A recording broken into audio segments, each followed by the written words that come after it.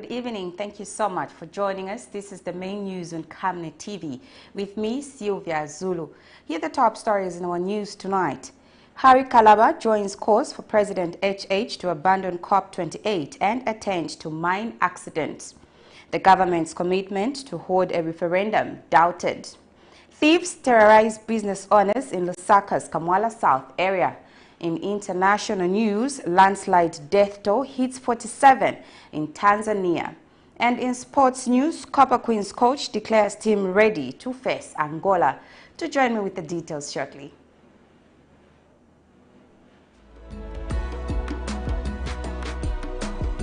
On Monday, 4th December 2023, join us on National Matters as we feature Citizens' First Party President, KALABA.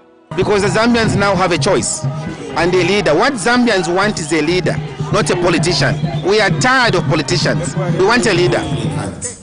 And what we are basically saying here is that the UPND government has an inescapable responsibility to ensure that the fight against corruption is not seen to be selective. To discuss the state of the nation of Zambia.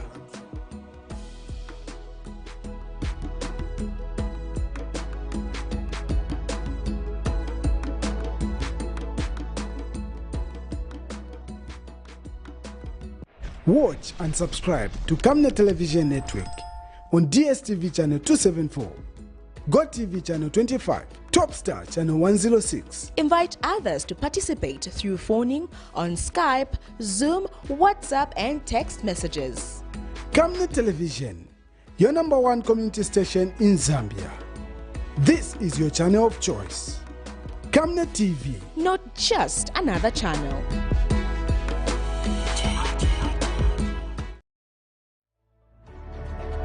Water is life. Each drop counts and each must be cherished. Our tried and tested product meets all international standards.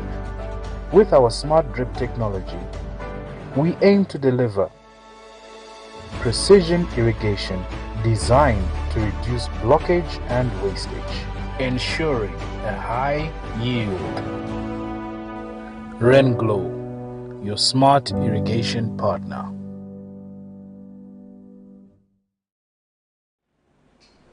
Thank you so much for staying with us. And now the news in detail.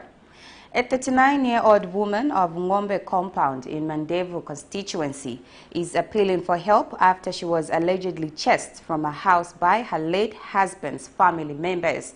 Mercy Mtale, not her real name, alleges that most of her properties were grabbed by the late husband's family after his death in July, leaving her stranded together with her 2 children. And her children aged 7 and 11 years tell Camnet News that they want to be enrolled back in school. Details in the following report.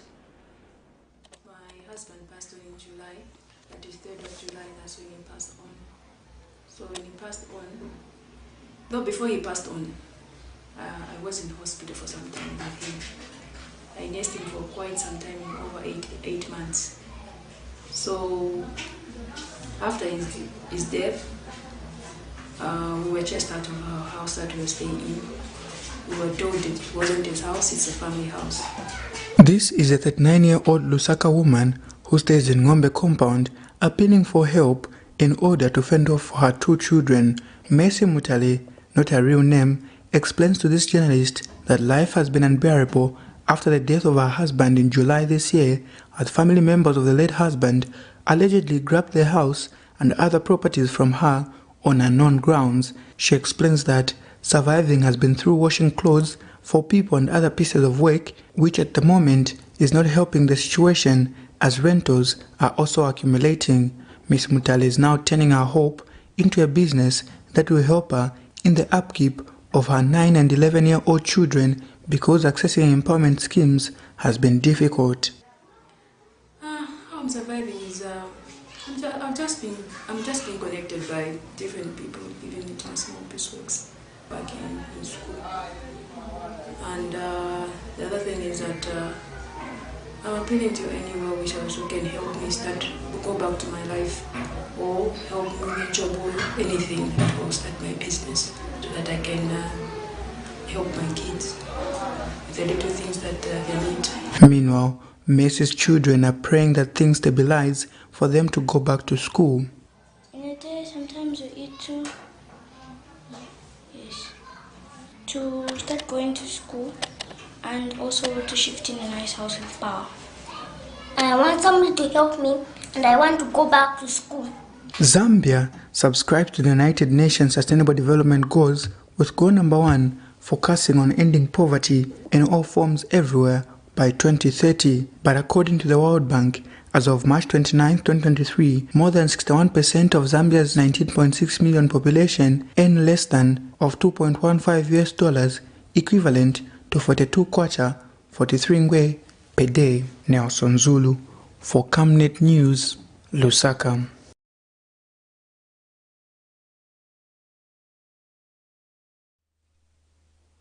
Business owners around KAMWALA South Market are living in fear due to the increase in break-in crimes in the area. The traders told Camnet News Monday morning that crimes have been happening very close to Lakson Mapushi police post, including at the establishment where vehicles recently had tires stolen.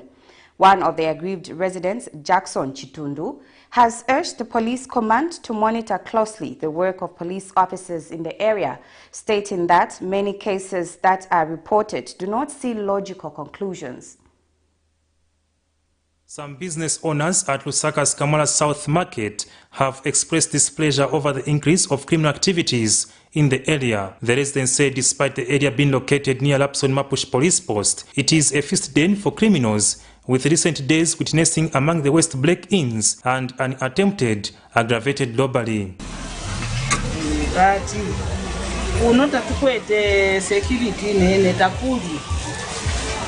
Bakabola ala baleva istafe ili onzo bale kwaida mumlando kwa security takudi to tulero mbakofe batu afurishe ko security to apapanda emkwaya nalikwata ward in workshop.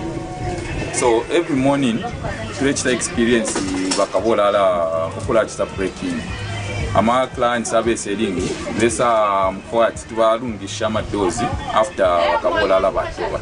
So we are appealing to our councillor and other relevant authorities that batupeleko ama officers abali competent because abantu kuno nomba bambi okola ndati bakapokola nabo kabola ala bali bombera pamo. Another concerned resident, Nathan Piri, has called on the police command to monitor the work of police officers in the area, disclosing that the police post has also not been spared from criminal activities. Just by the police station there, you find they stole from about 8 cars, they stole tires just about 2 weeks ago.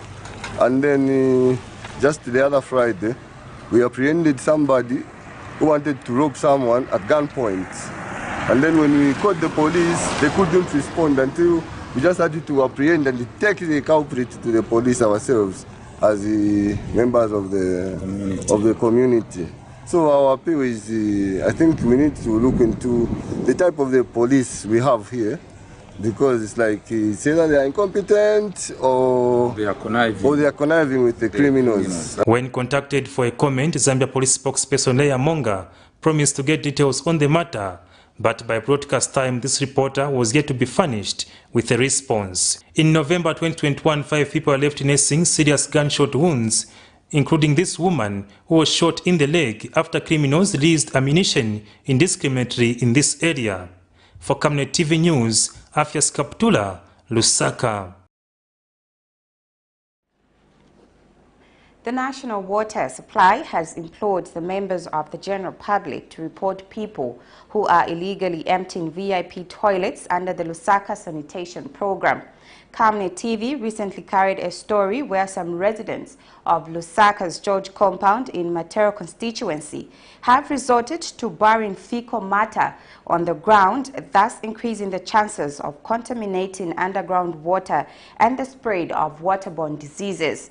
And NWASCO Public Relations and Communications Manager Mpunga Simukwai has implored citizens to engage registered on-site sanitation fecal sludge management companies. The Lusaka Sanitation Project is a milestone intervention that seeks to improve sanitation levels in Zambia's capital city, as well as protect underground water, which is under serious threats due to the high number of pit latrines in densely populated areas. Underground water accounts for about 60% of the total water supplied to consumers. Gili Chiombwe is the Lusaka Water and Sanitation Company Managing Director. He explains the progress made on the implementation of the project. Supply and a separate one for sanitation. So we've done projections for population growth from 2010 up to 2035, which is a 20-year planning horizon. So for each year, we know or we projected what the demand is going to be and what the matching infrastructure development is also supposed to be. However, the project is not watertight, and this is LUSAKA'S George compound in Matelo constituency, one of the project sites, and certainly some people have resorted to shortcuts to empty their toilets. In order to avoid costs of engaging registered on-site fecal sludge management contractors, they have resorted to burying fecal matter on the ground, and this household is a culprit.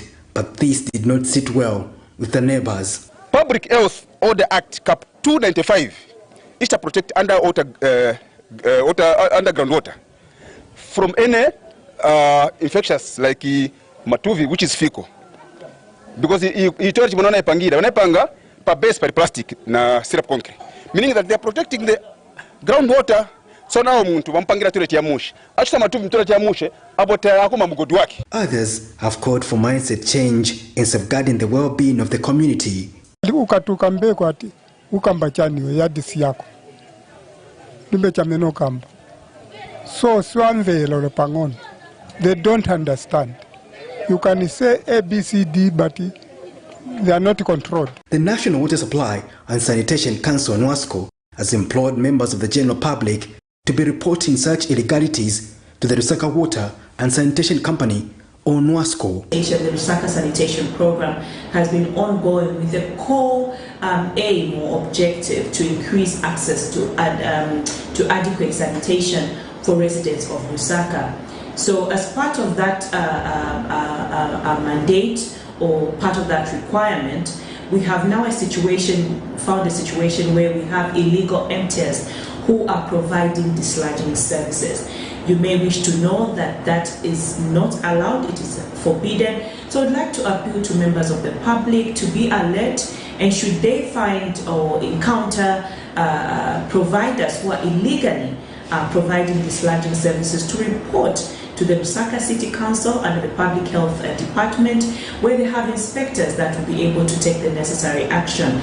They can also report to the Lusaka Water Supply and Sanitation Company, or better still, they can still call us at NWASCO and we'll be able to follow up the complaint. Patrick Soko, Camnet News in Lusaka.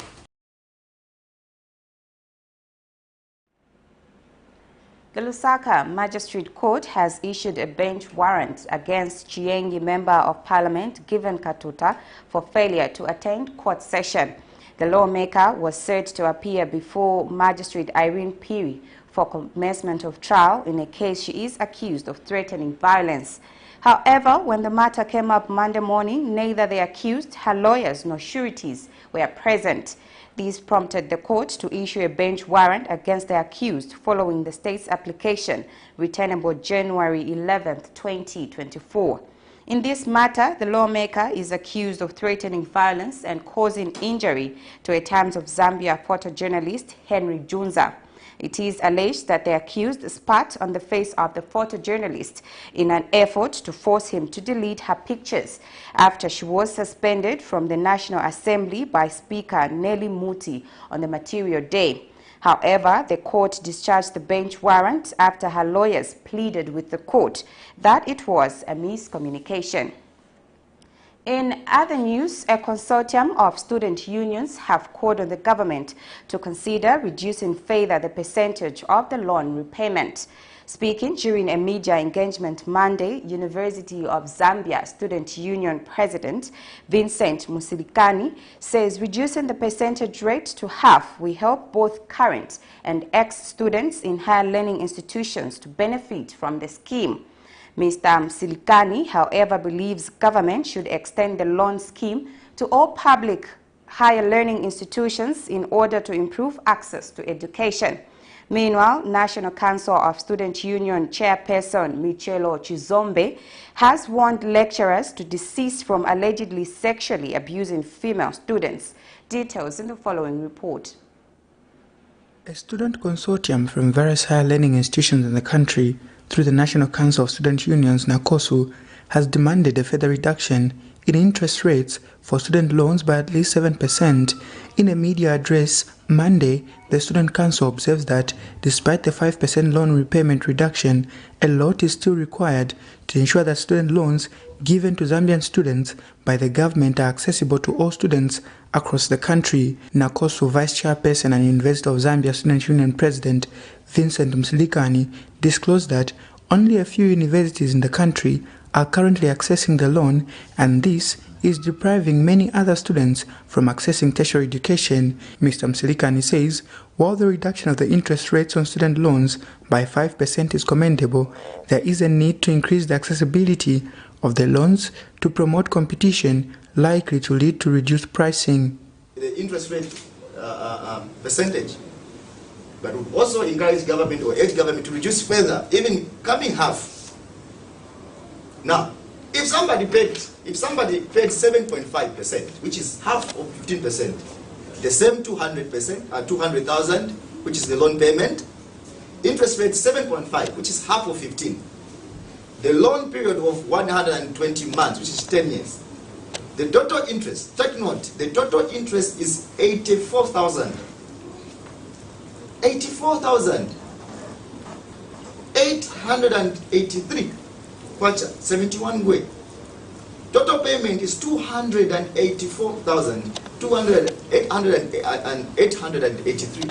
Meanwhile, Council Chairperson Michelo Chizombe cautioned lecturers to stick to their mandate of providing skills in the form of lessons to students and put an end to the alleged exploitation of female students for sexual satisfaction. Given the responsibility to impart knowledge in the young people of Zambia by being lecturers, we ask you to end at being just that.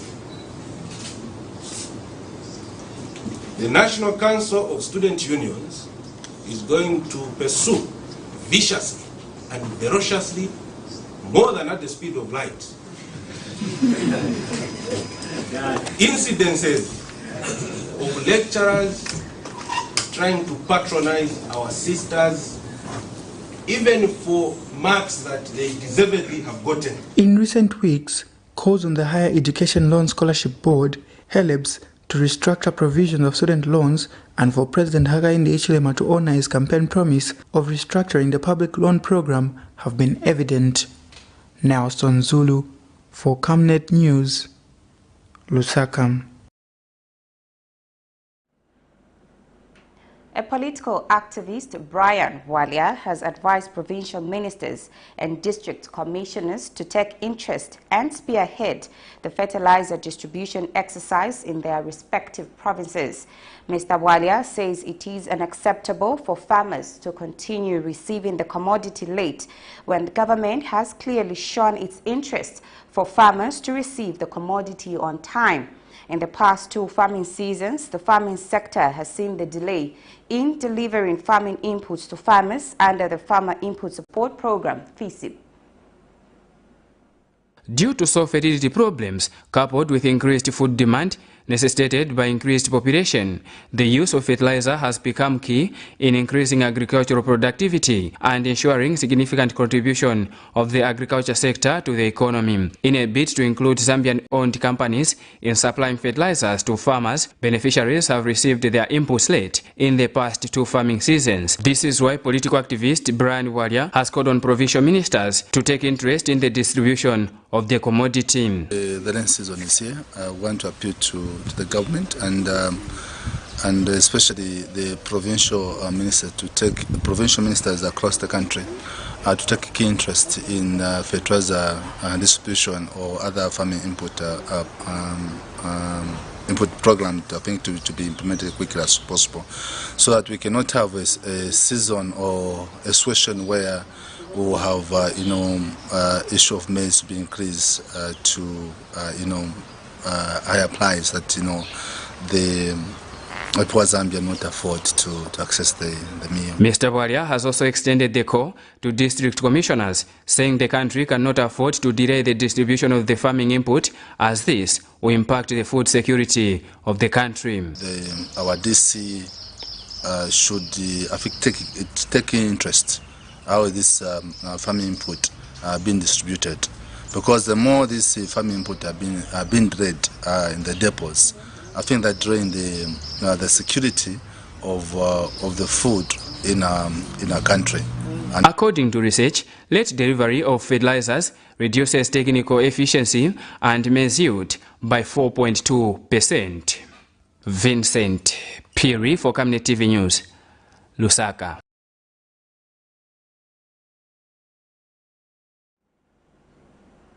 The Federation of Small-Scale Mining Associations of Zambia, FESMAS, has expressed sadness over the Senseli mine accident, which has trapped over 30 miners underground. FESMAS President Joseph Mwansa says the association will, however, not dwell on the arguments but seek to engage government to find a lasting solution to avoid such tragedies. Mr. Mwansa says the organization will engage other stakeholders to present a consolidated approach to the Ministry of Mines. As an organization, we shall not dwell on arguments, but instead we shall dwell on providing the remedy to the problem. As an umbrella body, we shall be in constant consultation with other organizations so that we present a consolidated approach to the Ministry of Mines to seek a lasting solution to avoid such tragedies in future. We also want to thank KCM, the Army, National Service for the help rendered thus far to locate and recover the remaining of our deceased brothers. We pray for peace, comfort and patience to all the afflicted families and indeed the Zambian people. We're asking the churches to begin to pray for our nation as we face such kind of challenge, which I believe by the special grace of God we shall overcome. Opposition Citizens First Party leader Harry KALABA has castigated the government's laxity response toward the Senseli mine accident in Chingola. Mr. KALABA wonders why President Hakainde Hichilema did not quit the COP28 meeting to come and offer solidarity to the affected families. Meanwhile, Vice President Mutale Nalumango has called on citizens, the private sector and the government to unite as the rescue operation is underway. Here's a report. On Thursday, November 30th, Chingola residents were treated to a rude shock of a heart-rending incident, a mudslide at Senseli mine on the copper belt, where about 30 miners were trapped in the wake of heavy rains that triggered a torrent of mud, burying the open-cast mine situated around 400 kilometers north of the capital Lusaka. On Sunday, Vice President Mutale Nalumango updated the nation that no trapped miner had been retrieved by the search and rescue team, adding that the condition of those trapped since Thursday evening remains unknown. Opposition leader Harry KALABA has castigated government's laxity response towards the Senseli mine accident in Chingola. Mr. KALABA is of the view that President Hakainde Hichilema should have quitted the COP28 meeting to come and offer solidarity to the affected families. It is sad to see how government has handled the Senseli mine disaster. This issue has demonstrated the clear lack of leadership and care by the UPND government. Technically speaking, this incident happened on Thursday, and the government was briefed in the early hours of Friday.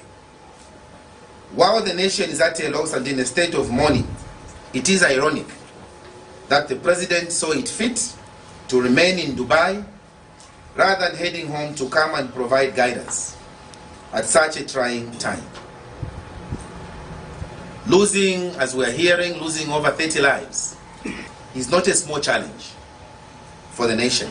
Mr. Kalaba further says it is in times like this when leaders have to show their leadership, which he says President Hichilema has unfortunately failed to. Why did it take 3 days?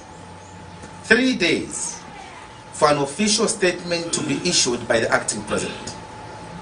Conceivable that a head of state would elect to stay away from home when such a big tragedy has hit his nation.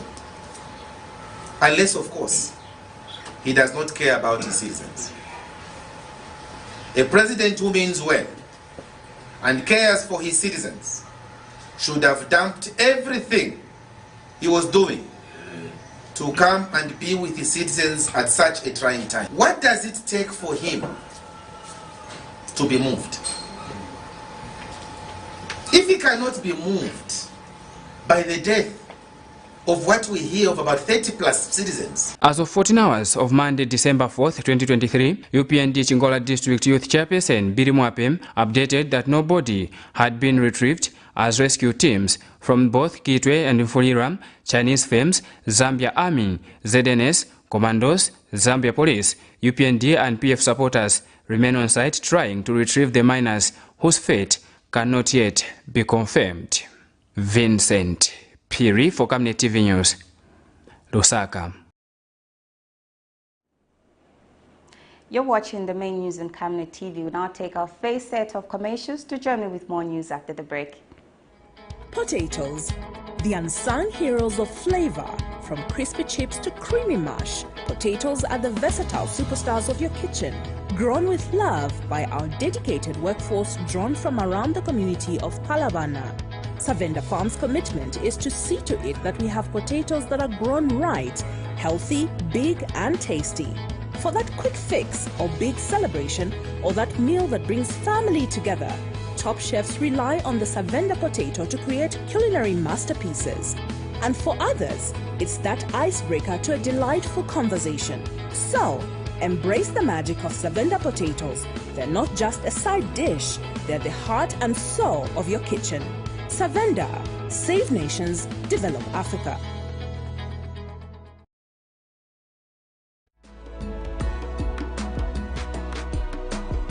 On Monday, 4th December 2023, join us on National Matters as we feature Citizens' First Party President, KALABA.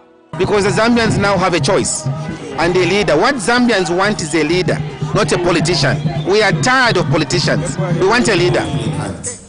And what we are basically saying here is that the UPND government has an inescapable responsibility to ensure that the fight against corruption is not seen to be selective. To discuss the state of the nation of Zambia.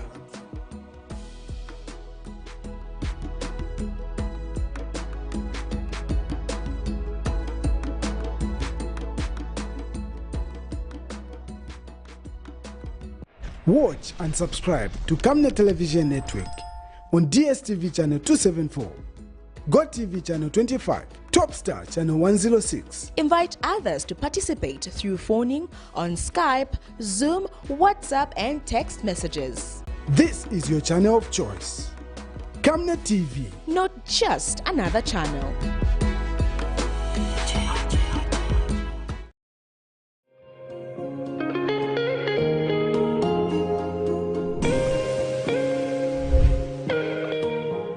Introducing Darren B, a touch of class.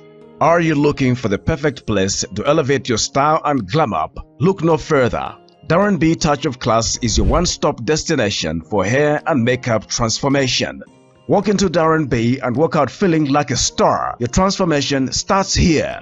Call us on 0772 870 588 or WhatsApp on 0972 049 213 to book your appointment today.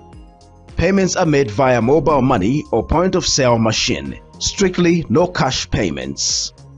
We are located along Mossy Road in Ibex Hill, 4th close on the left after Kalikiliki Police Post. At Darren B, we pride ourselves on our team of dedicated and trained personnel ready to pamper both women and children. Darren B is open 7 days a week from 0720 hours to 1740 hours. From trendy hairstyles and stylish makeovers to flawless makeup, we do it all.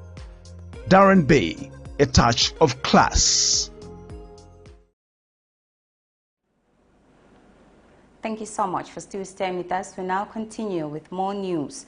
The Governance, Elections, Advocacy Research Services GEARS Initiative Zambia has doubted the government's commitment to hold a referendum to expand the Bill of Rights in order to include economic, social and cultural rights due to its failure to provide a clear roadmap on the process.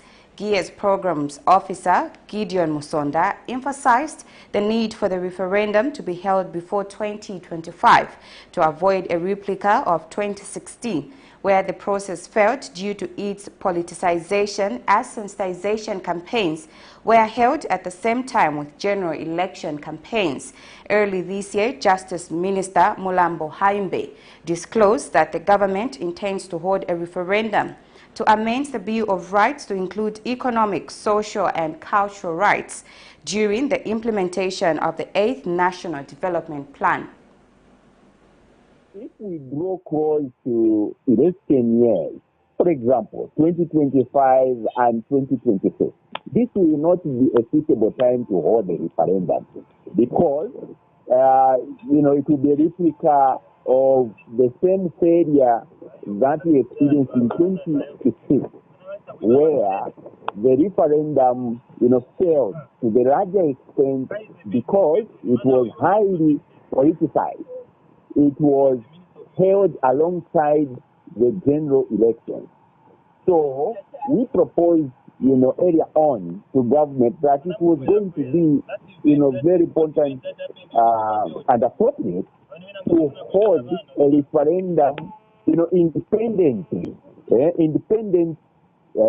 from the election, away from the election, the general election. That would have, helped things, and obviously, to the larger extent, when you consider the conversations in 2016, generally the Zambians were okay with the content, of the draft, or the expanded Bill of Rights as it was proposed. Now, the process itself made it to fail. So we will definitely, going forward, want to have it, implemented as soon as possible. Now, we are already, going into 2024. If there can be any measures that government can easily put up so that we have it in 2024, then much better. Much better. But otherwise, we should avoid holding it in 2025 and 2026 because it will be highly politicized and it will just render the exercise, a failure. Government Tuesday will launch the first ever State of the Youth report aimed at measuring youth unemployment, among other challenges and solutions to address them. Minister of Youth, Sports and Arts, Elvis Nkandu, says government is resolved to achieving inclusive national development. Speaking during the Youth Report pre-launch press conference in Lusaka Monday morning, Mr. Nkandu says government is aware that the majority of the country's population is youth and committed to double efforts in uplifting their lives. He has since urged the media to create debate around the Youth Report once it is launched in order to generate public support to influence policymakers and prioritizing youth-related issues in the country. Athias Kaptula brought in this report. The majority of Zambia's population is youthful. According to the Zambia Census Projection Report 2011-2035, estimates 19 to 34 years age group for 2023 to be more than 5 million, accounting for 26.7% of the total population. This has proved a challenge in addressing the needs of the group, with unemployment and lack of skills being among the major ones. To this effect, government has announced it will on Tuesday, December 5th, 2023, launch the Youth Report aimed at informing policy formulation in addressing challenges facing youths in the country. We are all aware that the youth in the country face a number of challenges such as employment and access to funds to start businesses, and therefore the document we are launching tomorrow will help government and its stakeholders to measure the status of youth employment among the main challenges, and definitely will propose best practices to address these challenges. Speaking during a pre-launch press conference in Lusaka Monday, Minister of Youth, Sport and Arts, Elvis Nkandu, urged the media to publicize the report in different forms to garner public debate and influence policy formulation in the country. As media, there is need for you to ensure that information about the state of this report is accessible to a wide audience. It should not just be the role of the ministry or role of government. It is also the role that information about this report is accessible to a wide audience. This inclusivity is crucial for reaching diverse groups of young people and ensuring that the information is presented in a format that resonates with various demographics. For Camnet TV News, Afias Kaptula, Lusaka. The Zambia Police Service has recorded a serious road accident involving 6 vehicles and passengers along Chirundu Kafue Road in Kapilingozi Hills, Southern Province. Zambia Police spokesperson Ray Hamonga says the accident happened Sunday, December 3rd, 2023 at around 12 hours. Mr. Hamonga says the accident occurred when the first driver, Joe Hansi, aged 48, of City Frontier Transport Ndola, driving a Sino hobo truck from west to east, failed to keep to his lane and in the process hit 5 other motor vehicles which were in the queue. He says all accident victims who sustained serious injuries were admitted at Mtendere Mission Hospital in Chirundu District.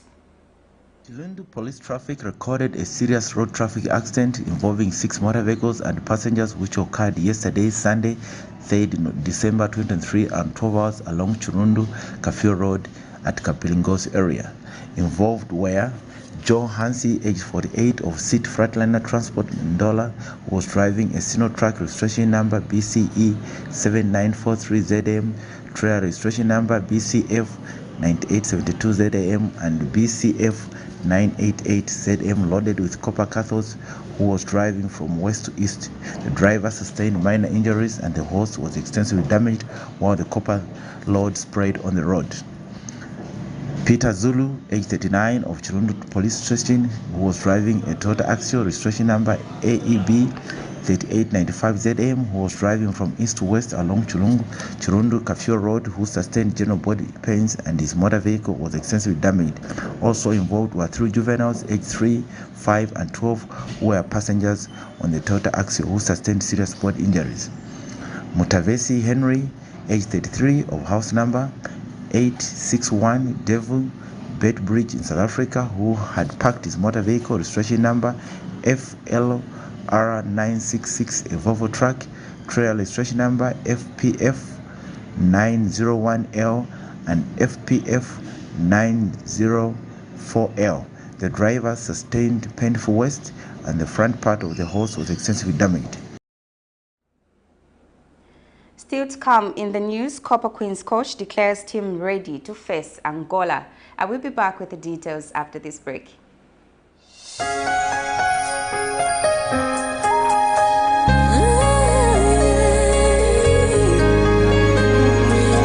if I never knew?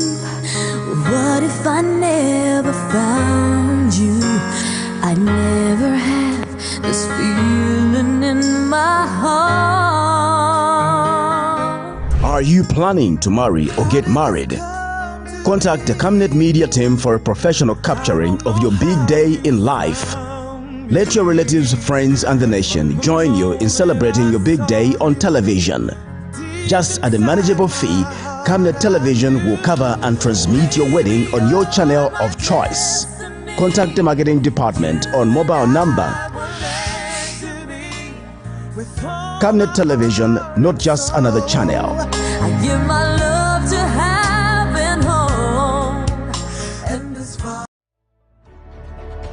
Water is life. Each drop counts and each must be cherished. Our tried and tested product meets all international standards.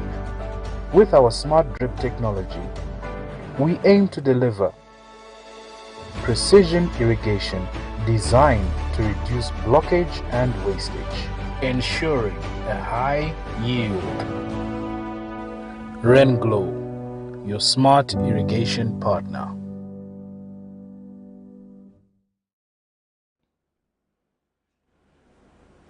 Thank you so much for still staying with us. And now for the rest of the news. In foreign news, landslides in northern Tanzania have killed at least 47 people and injured 85 others following landslides caused by torrential rains on Saturday, according to a local official. Queen Sediga, regional commissioner in the Manyara area of northern Tanzania, spoke to local media on Sunday evening and warns that the death toll could rise.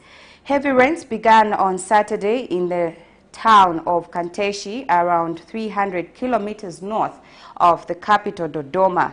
The rains caused flooding and then landslides. Here's a roundup of international news. At least 47 people have been killed and 85 others injured after landslides struck northern Tanzania caused by heavy rain on Saturday, according to a local official. Speaking from Dubai, where she is attending the COP28 summit, the country's president gave her condolences. I have directed all government resources for search and rescue efforts in order to avoid more deaths. I have also directed all our defense and security agencies to the scene and the Ministry of Health to attend to those injured. The mining ministry will also assess areas where mountains have shown signs of collapsing. After a period of severe drought, East Africa has in recent weeks been hit by torrential rain and flooding linked to the El Niño weather event, which has displaced more than 1 million people in Somalia. Demonstrators at the COP28 climate talks in Dubai. On Monday, these protesters called for additional financing for the newly established Loss and Damage Fund, as well as an end to subsidies for the fossil fuel industry. The protest comes despite the Green Climate Fund reaching record level at $12.5 billion from 29 countries. The message of this action today is that after the creation of the Loss and Damage Fund on day one, global north countries haven't paid enough into the Loss and Damage Fund. We need the rich countries to pay into the Loss and Damage Fund in the scale of hundreds of billions. Public protests are a rare sight in the United Arab Emirates, but the UN and the UAE agreed before COP28 that free expression would be allowed. Activists have described a process of having to seek approvals with organizers for their demonstrations. Actually creating that loss and damage in communities like ours. In a landmark trial in Germany, a Gambian implicated in a death squad connected to President Yahya Jammeh's regime was sentenced to life imprisonment on Thursday. Referred to in the media as by Low, but identified as by L in the German justice system, the 48-year-old was found guilty of crimes against humanity, murder, and attempted murder in 3 cases by the Selly court in the north. Today is an important day, not for me, but for a lot of families in the Gambia, because there was a judgment being pronounced earlier, and we rejoice that is a guilty verdict, and it was awaited for long months, hoping that this will happen today. Bailo was convicted of participating in murders in the Gambia between 2003 and 2006, including the killing of AFP correspondent Data Haidara on December 16, 2004. It's a special day for me, because in the Gambia I cannot have justice, but in someone land, a foreign land, I have justice here, and I'm very proud of that. During a hearing in October 2022, the accused, speaking through his lawyer, denied involvement in these acts, and his defense sought an acquittal. Another one of Jammeh's collaborators, Michael Correa, is due to stand trial in the United States. And now in sports news, Copper Queens coach Bruce Mwape has declared his team ready to take on Angola in Tuesday's Women's Africa Cup of Nations WAFCON qualifier at Levi Mwanawasa Stadium in Ndola. Mwape told a media briefing that although the team beat Angola by 6-0 in the first leg, the Copper Queens will take this match with the seriousness it deserves. He says he is aware that the Angolans may want to pick up maximum points, hence the need to ensure that they are not underrated. Mwape says his team is looking forward to the game and all the players are fit for the encounter.